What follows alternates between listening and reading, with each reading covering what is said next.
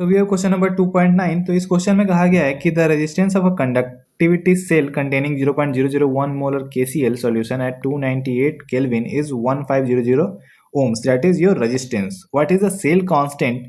What is the cell constant if conductivity of 0.001 molar KCl solution at 298 K is 0.146 into 10 to the minus 3 Siemens centimeter minus 1, right. तो ये आपका conductivity दिया हुआ है। So given that क्या क्या है, रेजिस्टेंस दिया हुआ है और आपका कंडक्टिविटी दिया हुआ है। तो सिंपल फार्मूला है आपका सेल कांस्टेंट का, आपको सेल कांस्टेंट का फार्मूला पता होना चाहिए, L/A, and that is your conductivity into resistance. तो सिंपल है आपका, क्योंकि आपको ये पता ही होगा, conductivity is equal to your resistance into 1 by resistance into L/A, that formula you know, और उससे आप इस चीज़ को याद रख सकते हो, राइट।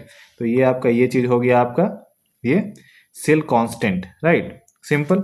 अब आपको क्या है कि आपको बस वैल्यू पुट करना है और आपको रिजल्ट तक पहुंच जाना है आफ्टर डूइंग कैलकुलेशन, राइट। तो सिंपल है, बहुत बहुत आसान क्वेश्चन है।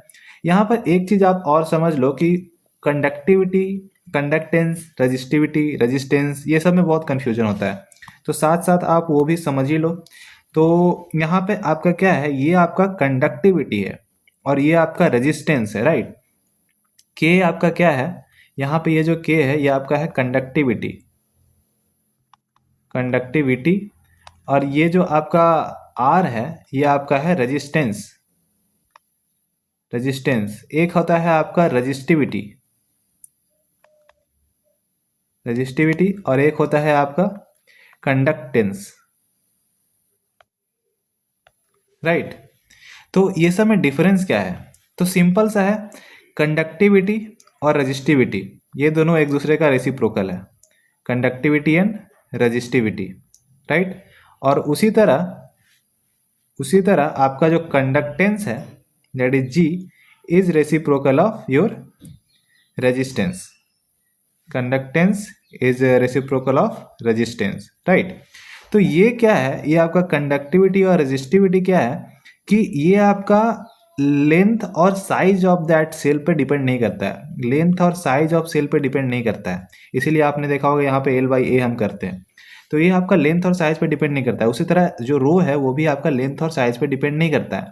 तो ये किस पे डिपेंड करता है, सिंपल सा, ये डिपेंड करता है आपके जो मटेरियल आपने यूज किया है, जो सेल आपने यूज किया है उसका मटेरियल पे, राइट।